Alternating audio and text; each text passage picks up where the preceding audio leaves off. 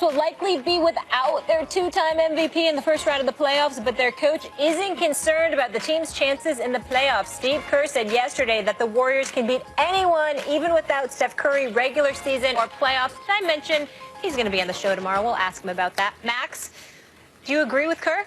No. And by the way, he has to say that. What's the coach supposed to say? When he has the roster, I'm sure that Stephen A. will go into in detail. He's got to say that. And maybe he even believes it. He's got to make himself believe it. But it's not just no, it's hell no. Let me explain this. If you want to say they can beat anyone, even without Steph Curry, in a game, sure. That's okay, fine. Maybe even 2 games? It's possible. It's possible. But this is not the NCAA tournament. This is not March Madness. This is May Madness we're talking about, the conference finals, because that's really what he means when he says they can beat anyone without Steph. You know, they'll be the favorites to beat most without Steph. He is talking about the Houston Rockets, and that meeting doesn't take place till May. And let me explain something about May Madness. It's not one and done. You win in advance, you lose and go home. Because then they could maybe win the whole thing, right? They could beat the Rockets in a game, possibly, without Steph.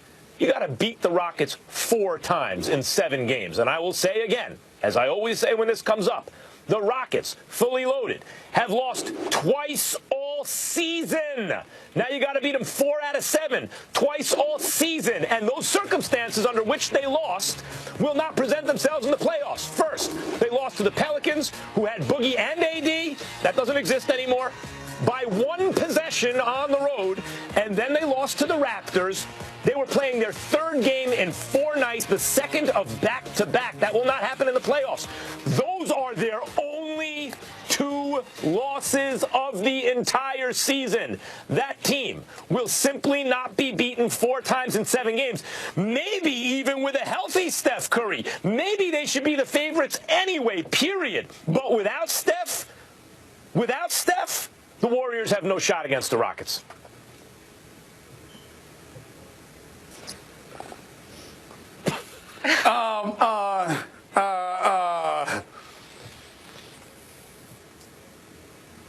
I'm nervous, Max. I'll admit it. I'm nervous, okay? I'll admit it. I'm nervous, all right? I don't know if Golden State can beat Houston without Steph Curry. I don't know, Max. I don't know. But I love what I heard from Steve Kerr, though, because guess why? It means you're saying Steph Curry is a superstar, but damn it, we got Kevin Durant. And that means we gonna find out about Kevin Durant. And here's what I mean by this. Yes, you were in Oklahoma City. Yes, you went to a finals and you lost to Miami. Yes, you lost a 3-1 lead in the conference finals to Golden State before joining them a month later. I get all of that. But one of the things that I've been thinking about, Max, over the last, say, 36 hours or so, is how everybody talked about, including Max Kellerman, it's not just the personnel, it's the style of play. Movement of the basketball, spreading the floor, the unselfishness, etc. These are all things that feed into Kevin Durant. So if you're that dude and you got Klay Thompson, we understand he's injured, but I'm assuming health here. If he's healthy, and Kevin Durant's rib injury, he's no longer a factor, and he's healthy. And Draymond Green, and he's healthy. And Iguodala and Livingston and the rest of the crew, they're healthy. I understand that it's not the same team without Steph Curry. But if you Kevin Durant, and you that superstar, you one of the top 3 players on the planet Earth, which I believe him to be, in a system that you enjoy, and you don't get to look at Russell Westbrook and blame him because he's ball hogging or something like that, which were the kind of things that were alluded to once Kevin Durant departed by a whole bunch of his supporters. And now you got Klay and the rest of the crew with a system you have thrived in. What's the problem? I mean, I have no problem with what Steve Kerr said. Now, I'm nervous.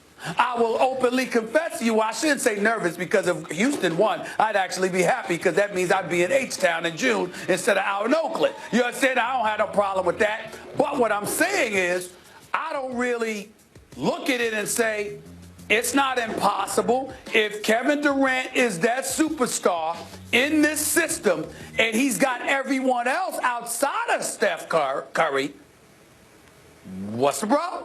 Well, the problem is Steph Curry is the engine that makes that team go. We talked about this yesterday. The dribble, it's still all about the paint. The painted area. It's just not back to the basket guys anymore, lobbing it in for 2 points, maybe the 3 the hard way, something like that. It's dribble penetration from your point guard, collapsing the defense, making decisions with the ball, either finishing or finding open shooters, usually for 3 points nowadays. That combined with, in the same player, unlimited range shooting is what makes that team go. And Stephen A., when you bring up, can't KD do some of those things that Steph can do, the answer is yes. But without Steph now, he doesn't benefit from those things that Steph can do. And Stephen A. Smith, you are being very disrespectful. Very disrespectful. Not only of Steph Curry and the contributions he makes to the team, but Steph Curry, of James Harden, your league MVP, of Mike D'Antoni, your coach of the year, and of CP3, one of the greatest point guards we have ever seen. Very disrespectful. I must confess to you, Max Kellerman, that's kind of a good point. I don't want that to come across, because James Harden is a bad brother. That's my dude. I love me some CP3, one of the great point guards of all time, as far as I'm concerned. And Mike D'Antoni, to me, is coach of the year again. He's done a phenomenal job. He really has. And I get it.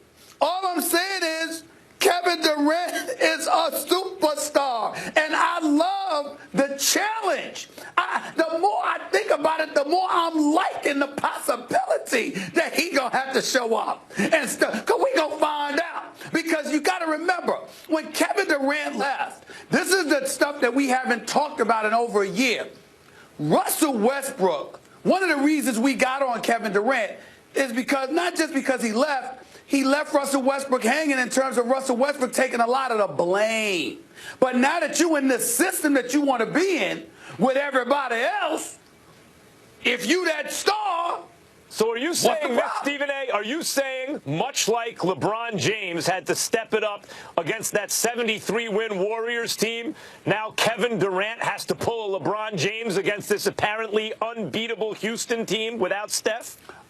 I'll go a step further. I think it's an easier challenge for Kevin Durant than LeBron going up against the 73-9 team. If LeBron had lost to them, I thought that would have been a legitimate excuse going 73-9. But Houston, no matter how formidable they are, excuse me, that ain't tougher than LeBron having to go up against the 73-9 but Warriors. Do the math. If you're 36-2 when healthy, that's better than 73-9. Whatever. It's regular season, bro. No, Kevin Durant, handle it. Handle it.